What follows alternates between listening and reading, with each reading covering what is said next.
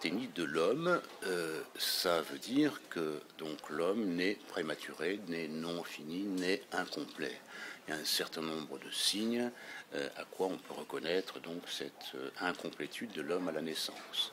Donc, par exemple, l'absence de pouce postérieur opposable. L'homme est très fier dans la création d'être debout, mais en fait, il est debout. Tout simplement, il se tient debout parce qu'il n'a pas de pouce opposable. S'il avait le pouce postérieur opposable, il aurait beaucoup plus de mal, comme le singe, à se tenir debout. Ça serait simplement accidentel lorsqu'il est en situation de stress, comme ça. Bon, alors donc, absence de pouce postérieur opposable. On peut égrener ces différents caractères. Absence de dents de lait à la naissance, alors que tous les mammifères supérieurs naissent avec des dents de lait qui perdent 2-3 jours après et qui sont remplacées immédiatement par les dents définitives. Donc l'homme naît édenté, il y a les dents de lait qui poussent, et à peine les a-t-il qu'il les perd au bout de 5 ans et qu'il vit édenté, ou avec d'une façon un peu bizarre dans cette présentation à l'autre bizarre, donc de dents qui manquent, qui font que évidemment il n'a pas son autonomie avant longtemps. Autre signe très important, le trésor de l'homme, le cerveau, grand trésor, est enfermé dans un bocal mal bouché, mal fermé, mal protégé. C'est ce qu'on appelle la fontanelle. Tout le monde sait ça, les petits naissent avec un trou dans le crâne qui fait que leur bien le plus précieux, semble-t-il, le cerveau, n'est pas bien protégé. C'est pas fermé pour cause donc de non-finition.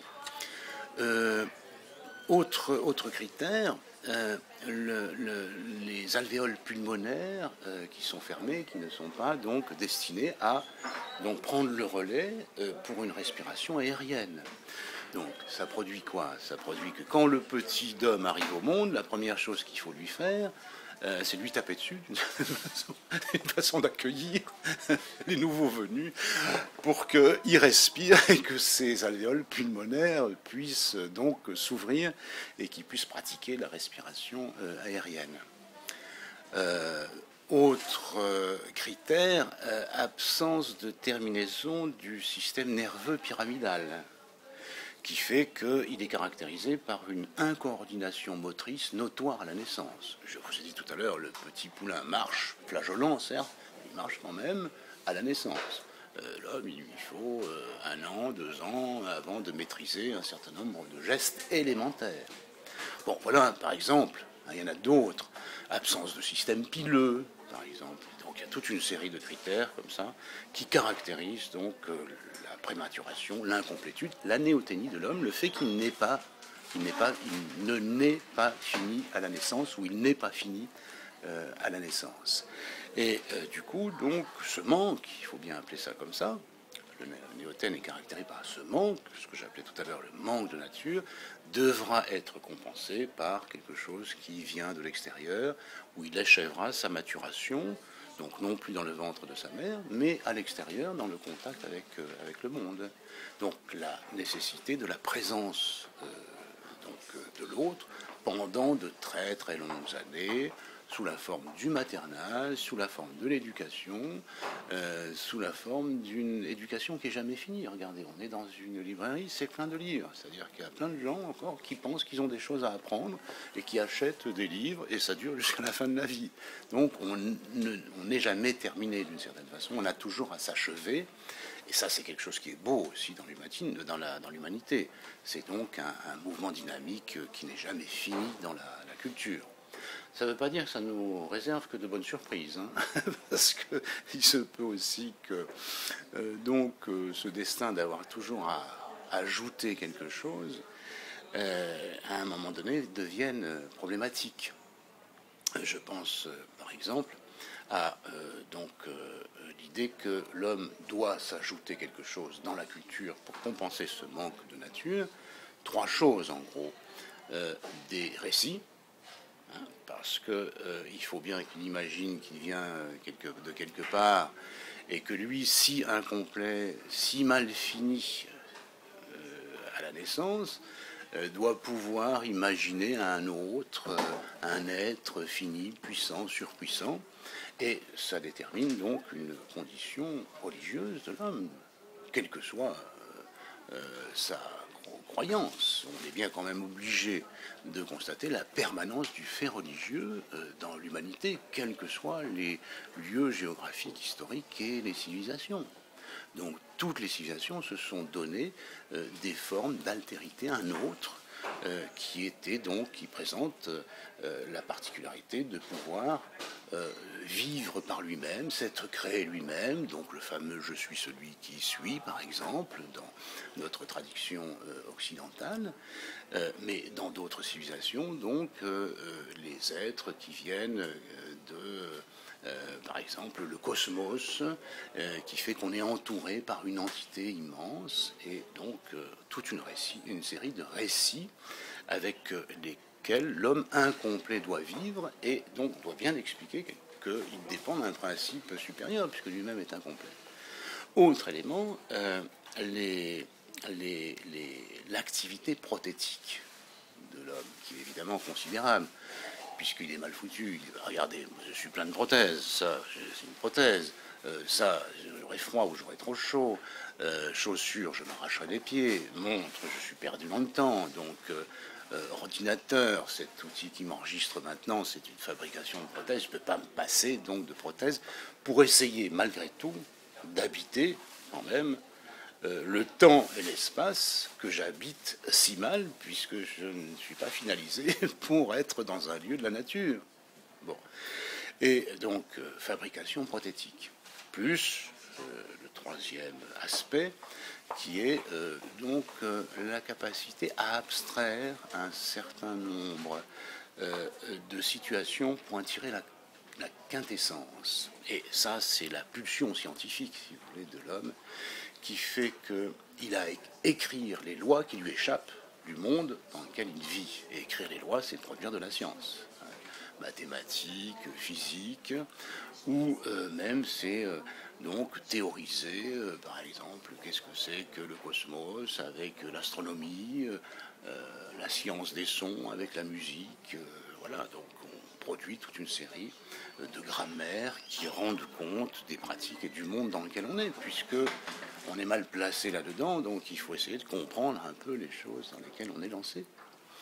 Bon, alors tout ça c'est formidable, c'est la fantastique activité culturelle de l'humanité.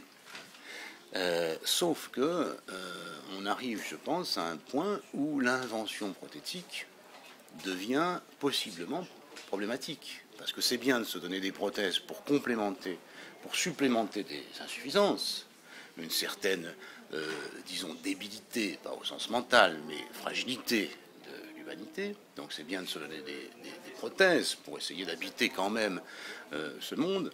Mais à partir du moment où la prothèse n'est plus simplement un adjuvant, mais prend une place considérable, et que l'homme devient un adjuvant de la prothèse,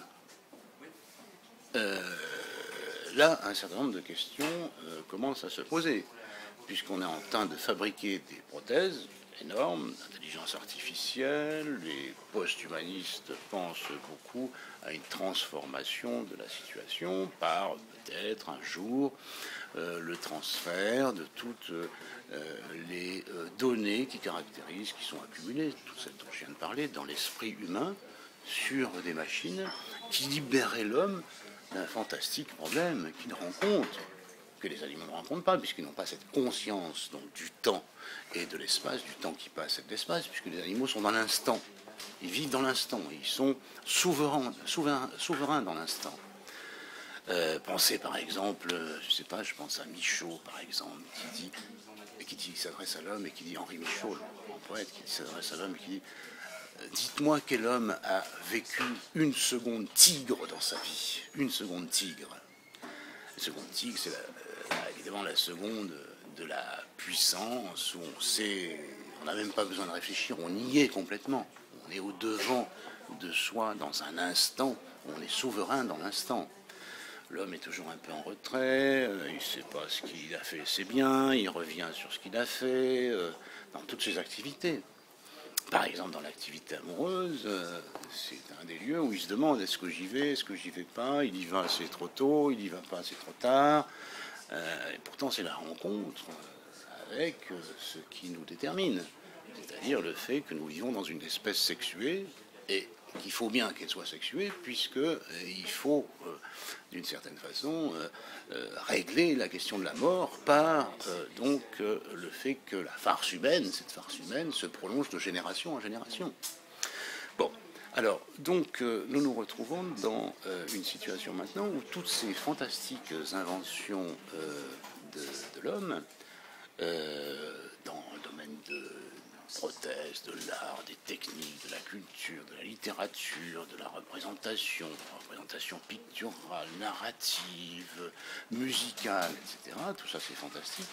Sauf que nous sommes maintenant dans un moment où un de ces secteurs-là a pris une ampleur considérable.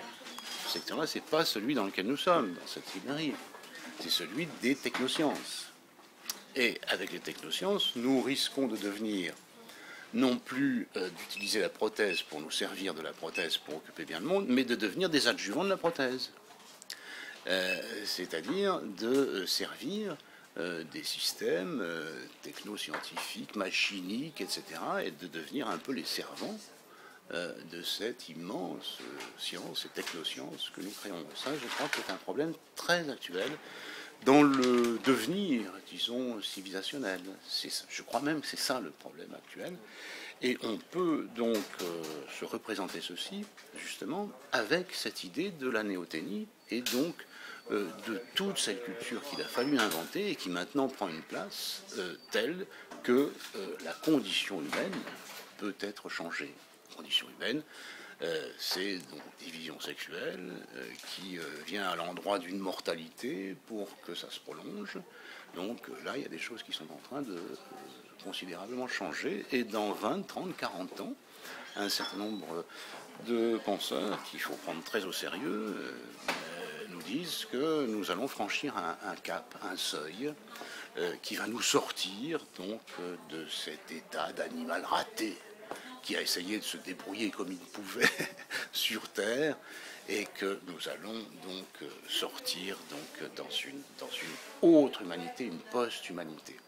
Ce qui pose beaucoup de problèmes, dont au moins un problème, c'est que s'il y a une post-humanité, ceux qui ne passeront pas du côté de la post et de la surhumanité deviendront ipso facto des sous-hommes.